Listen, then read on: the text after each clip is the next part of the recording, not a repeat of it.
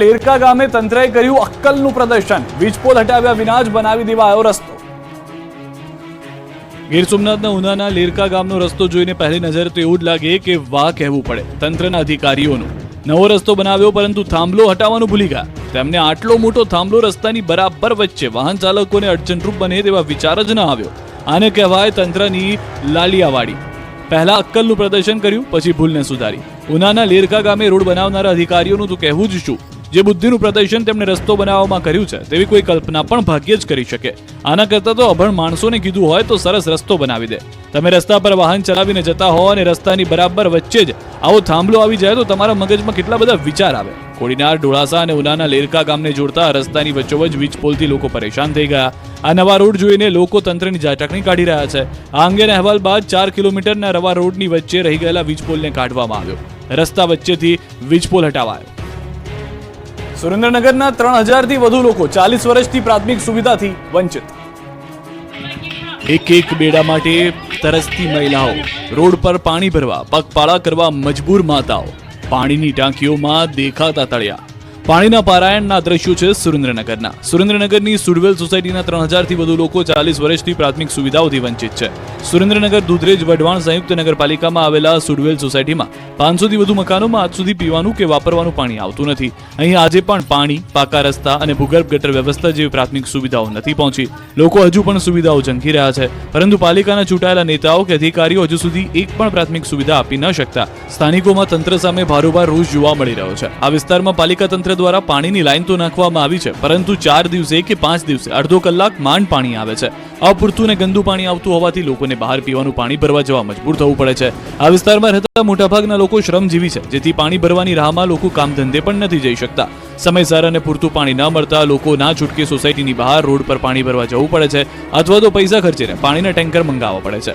ગંદા પાણી બહાર રસ્તાઓ પર ભરાઈ રહેતા મચ્છરોના ત્રાસથી રોગચાળો ફેલાય છે. તેમજ ચોમાસામાં તો પાણી ભરાતા નરકાગાર જેવી સ્થિતિનું નિર્માણ થાય છે.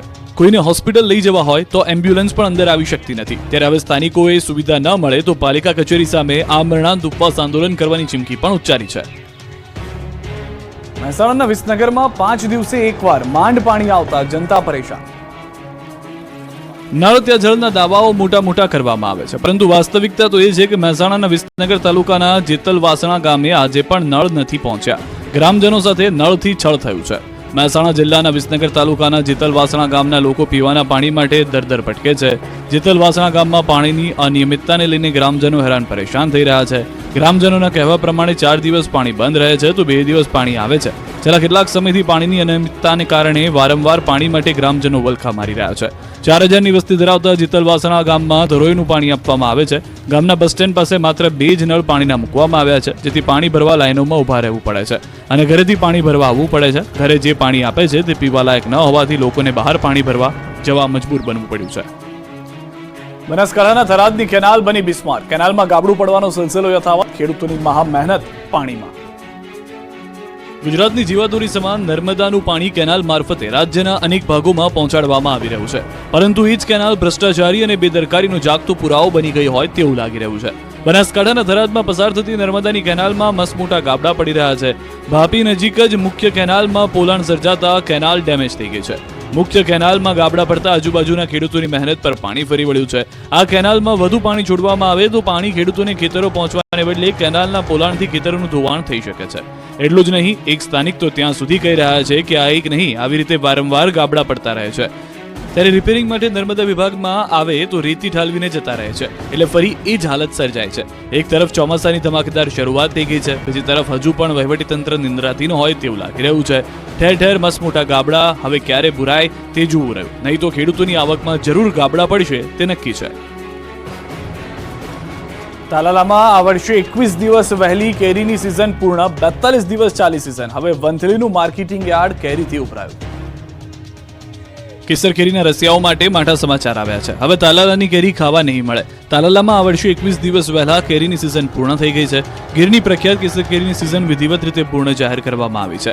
1 મેના દિવસે તાલાલા માર્કેટિંગ યાર્ડમાં હરાજીના પ્રથમ દિવસથી લઈને 11 જૂન સુધી 5,96,700 જેટલા 10 કિલો કેરીના બોક્સની આવક થઈ, જે પાછલા વર્ષોની સરખામણીએ ખૂબ ઓછી છે.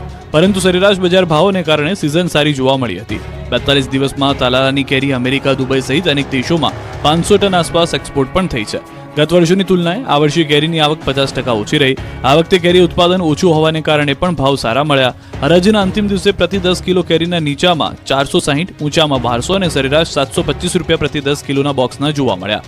સિઝન દરમિયાન સરેરાશ 10 કિલોના કાચી કેરીના બોક્સની 400 થી 1400 સુધી બોલી લાગી. સરેરાશ બજાર ભાવ 700 ની આસપાસ જોવા મળ્યા. આ વર્ષની માર્કેટિંગ યાર્ડના વેપારીની વાત કરીએ તો કુલ 41,90,60,000નો વેપાર થયો. પાછલા વર્ષની સરખામણી આવકમાં 6 લાખ કરતાં વધુ બોક્સનો ઘટાડો હતો, પરંતુ સરેરાશ બજાર ભાવમાં 275 રૂપિયાનો મોટો વધારો પણ થયો છે. બાજરીની ખેતી કરતા ખેડૂતો માટે આનંદો. બાજરીની ટેકાના ભાવે ખરીદી શરૂ. બાજરીની ખેતી કરતા ખેડૂતો માટે આવ્યા છે આનંદના સમાચાર. અરવલ્લી જિલ્લામાં ટેકાના ભાવે બાજરીની ખરીદીની શરૂઆત કરવામાં આવી. માલપુરમાં ખેડૂતો મોટી સંખ્યામાં બાજરી લઈ ઉમટ્યા હતા. મોટી સંખ્યામાં ખેડૂતો રાતથી ટ્રેક્ટરમાં બાજરી લઈ ઉમટ્યા હતા. સરકાર દ્વારા બાજરીનો ભાવ પ્રતિમણ 560 નક્કી કરવામાં આવ્યો, જેને લઈ ખેડૂતોમાં ખુશી જોવા મળી. અત્યાર સુધી કુલ 3,653 જેટલા ખેડૂતોએ રજીસ્ટ્રેશન કરાવ્યું. જિલ્લામાં સૌથી વધુ બાયડ બાજરી ખરીદ કેન્દ્રમાં 2700 રજીસ્ટ્રેશન થયું છે. જંબુસરની હોસ્પિટલમાં તબીબોની પકડાયેલ આલિયાવાડી. એમએલએની તપાસમાં અધિકારીઓની પોલ ખુલી. જંબુસર સબ ડિસ્ટ્રિક્ટ હોસ્પિટલમાં એમએલએની તપાસમાં ચોંકાવનારા ખુલાસા થયા છે. ધારાસભ્ય ડીકે સ્વામીએ સરપ્રાઇઝ વિઝિટ કરી હતી. તેમાં સરપ્રાઇઝ વિઝિટ કરતા હોસ્પિટલ તંત્રની લાલિયાવાડી અને તબીબોની કામચોરી પકડાઈ છે. કર્મીઓ ગેરહાજર હોવા છતાં હાજરીપત્રમાં સહીઓ જોવા મળી છે, જેમાં હોસ્પિટલના સુપરવાઇઝર ગેરહાજર નજરે પડ્યા હતા. જંબુસર મત વિસ્તારના ધારાસભ્ય ડીકે સ્વામી દ્વારા જંબુસર સબ ડિસ્ટ્રિક્ટ હોસ્પિટલની સરપ્રાઇઝ વિઝિટ કરતા હોસ્પિટલ તંત્રમાં દોડધામ મચી ગઈ. કર્મચારીઓએ ગેરહાજર હોવા છતાં પણ હાજરીપત્રકમાં સહી કરેલી નજરે પડી. નસવાડીમાં સરકારી દવાખાનાની ખુલી ગઈ પોલ. ધારાસભ્ય અભયસિંહ તડવીએ તબીબોને ખખડાવ્યા. છોટાઉદેપુરના નસવાડી તાલુકાના હડ સમાન સરકારી દવાખાનાની પોલ ખુલી છે. 212 ગામડામાંથી આવતા દર્દીઓને નસવાડીના મુખ્ય સરકારી દવાખાનામાં આરોગ્યલક્ષી સારવાર કેવી રીતે મળે છે તે બાબતની જાણ તપાસ કરવા માટે સંખેડા ધારાસભ્ય અભયસિંહ તડવી અચાનક દવાખાને પહોંચ્યા અને સૌપ્રથમ હાજર મેડિકલ સ્ટાફ સાથે આરોગ્યલક્ષી સુવિધા બાબતની ચર્ચા કરી. દવાખાનાની આ સુવિધાને લઈને સંખેડાના ધારાસભ્ય અભયસિંહ તડવીએ તબીબોનો ઉતરો લીધો. દવાખાનામાં પૂરતી દવાઓ, ઇન્જેક્શન, સીબીસી મશીન બંધ, સોનોગ્રાફીનો અભાવ, દર્દીઓનું જમવાનું ન મળતું હોવાનું ખુલ્યું. અનેક પ્રશ્ન સાંભળી ધારાસભ્ય પણ ચોંકી ઉઠ્યા. આ ઉપરાંત એક્સરે મશીન 6 મહિનાથી ધૂળ ખાતું હોવાથી ધારાસભ્ય જાતે સફાઈ કરતા નજરે પડ્યા. ધારાસભ્યએ જિલ્લા આરોગ્ય અધિકારીને ટેલિફોનથી જાણ કરી પ્રશ્ન હલ કરવા ટકોર કરી. અરવલ્લી જિલ્લામાં ટેકાના ભાવે બાજરીની ખરીદીની શરૂઆત કરવામાં આવી, જેને લઈ ખેડૂતો મોટી સંખ્યામાં બાજરી લઈ ઉમટ્યા. મોટી સંખ્યામાં ખેડૂતો રાતથી ટ્રેક્ટરમાં બાજરી લઈને ઉમટ્યા હતા. સરકાર દ્વારા બાજરીનો ભાવ પ્રતિમણ 560 નક્કી કરાયો છે, જેને લઈ ખેડૂતોમાં ખુશી વ્યાપી. અત્યાર સુધી કુલ 3,653 જેટલા ખેડૂતોએ રજીસ્ટ્રેશન કરાવ્યું છે. આગામી થોડાક દિવસ પહેલાં 2-3 દિવસ પહેલાં માલપુર ખાતે બાજરીનું કેન્દ્ર ફાળવતા બાજરીની ખરીદી સારી રીતે અહીંયાથી આવક થાય છે અને ખેડૂતોમાં ઉત્સાહપૂર્વક ખેડૂતો લઈને આવે છે અને જથ્થો જે લઘુત્તમ ટેકાનો ભાવ સારી રીતે મળે છે એના પ્રમાણે ખેડૂતોનો બાજરી ખરીદવામાં ઉત્સાહ વધારે જોવા મળે છે.